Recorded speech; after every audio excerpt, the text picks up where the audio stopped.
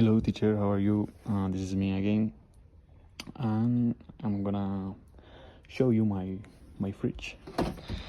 Okay, uh, this is a little dirty, but you know, it's normal.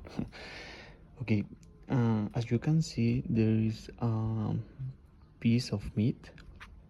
There is a bottle of Coke, and besides, there is a package of coffee.